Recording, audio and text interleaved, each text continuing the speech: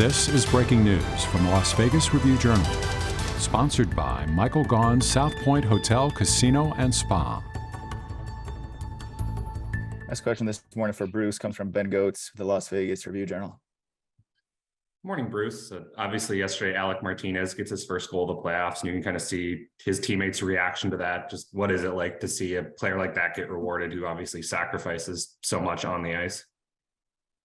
Well, you're happy for a guy like, Alec specifically, right? Because he's a defensive guy that relied on the penalty kill, doesn't see a lot of power play times, a shot blocker, does whatever he has to do for the team. So when a guy scores a big goal like that, and he has in the past, we saw it with the LA Kings, right? So he's been there and has the composure to finish those plays. So like I said, everyone's happy for him. And it's a little bit of what makes you good at this time of the year when different guys pitch in and are able to make a play when needed. We certainly did.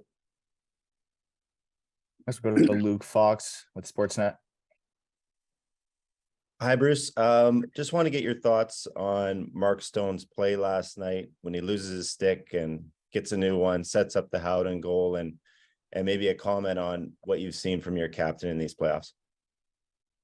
Well, the play itself is just typical Mark Stone, right? High hockey IQ. He tries to get in the shooting lane, get the block first, and finishes his check because he knows that Montour's an active guy. It's just the presence of mind to do that. And maybe buy himself some time or keep him out of the play. And sure enough, we get a puck turned over, gets to the bench. I think it was J.W. Aiken or Chris. I'm not sure who handed him the stick. Everything happens quick, but should get an assist on that. And presence of mind to find the open guy going to the net. So just a great play all around. Typical Mark in terms of having the composure to sort through things that are happening quickly and slow it down in his mind. As for his play overall, he's our captain. He's our leader. He makes those big plays. I think the fourth goal in game one really allowed us some breathing room, and it's just a high-end play by him.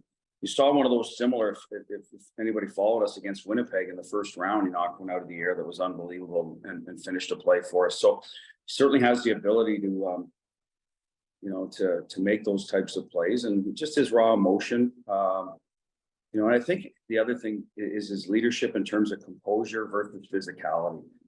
He's been a guy that other teams circle on the board, and he's had to play through it in a number of different series.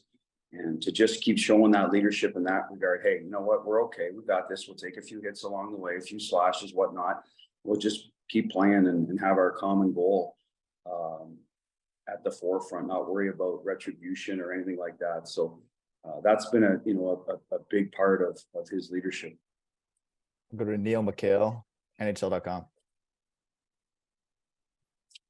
Hi, Bruce. You've spoken throughout the playoffs about the depth of your team and really priding yourself on the team depth. Do you feel like it's really come to its fullest potential in these two games this Stanley Cup Final? I believe you have 12 goals in the series now from 9 different players, and your defense is chipping in with some goals too. Just how important has that been for you guys?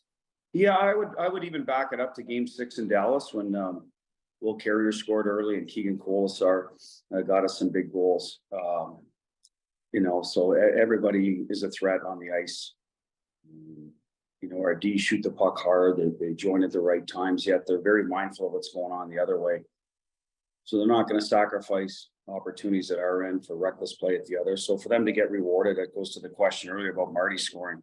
It's just great for the guys because they know what he gives at the other end. And same with a lot of our forward group, number of different guys check for us and kill penalties. And if they're able to get on the score sheet, it just gets everyone else excited. So at the end of the day, you need it. I think pretty much every Stanley Cup story involves, a guy or two that you don't expect maybe to contribute offense and does. And we're certainly part of that story this year.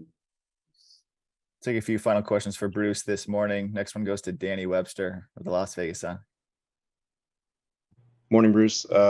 Penalty killing was obviously a big focal point for you going into the series. 6 for 6 through 2 games. Is it more so the adjustments that have been made, or is it just more what Aiden's been doing, or what's been attributed to that?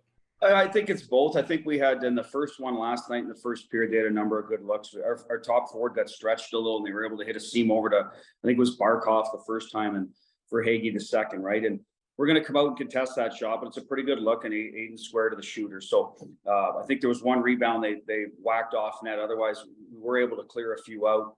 Maybe Kachuk got one in one instance, if I'm not mistaken. But at the end of the day, I think we've tried to be more aggressive at the right times. And by that, I mean any off net shot where there's a 50-50 puck beyond our toes. And we've done a better job with that. Our clears have predominantly been good. That helps when teams are limited time in your end and you can get fresh bodies out there. And I think the timing of our penalties, we got ourselves in trouble a little bit the other day with a couple of consecutive ones. But, you know, in general, if we can sort of get through a kill and then get our game back without having to do it 2 or 3 times in a row and get the other team momentum, I think is important as well. Next question for Bruce goes to Paul De Los Santos, NHL.com. Hi, Bruce. You know, you mentioned earlier this season that Brett Howden was plan A for that Stone-Stevenson line. So what has Steve Howden provided that line, especially like in the net front presence, and how has his play just grown over the past year? Well, he goes to the net very well for that group. And Steve and Stevie and Stoney, you know, like they fit together real well. They complement each other. Stevie gets pucks from Mark off the wall with a lot of speed. So their timing is very good. And Howie adds another element of going to the net, and he can finish some plays. I mean, he had a breakaway in game 1, good save by Bobrovsky, but he's in there all alone. He can separate. He scored last night separating. He got in behind again. You know, I think that he just got poke checked maybe by Forsling, if I'm not mistaken, but he's in there. He's got the ability to back people off. And that's when Stoney's dangerous, when he's got speed around him, and because he hangs onto the puck and has that sixth sense and composure. So he's physical on the forecheck. You know, if they don't have anything off the rush, they get it deep. He's great at being F1, and that's where the advantage of being a left winger versus a centerman comes in.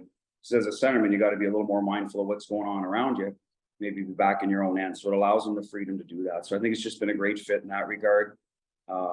Hey, 3 Western Canada guys too. How can they not like each other, right? So it's worked out really well for them. And I'm happy for Howie. He's a great kid. He's worked hard to get where he is in his career right now. Had a few ups and downs, but real good ad for us. That'll conclude this morning's availability. Bruce, thanks for the time. All right, thanks, guys. See you in Florida. You've been watching Breaking News from the Las Vegas Review-Journal, sponsored by Michael Gaughan's South Point Hotel, Casino, and Spa.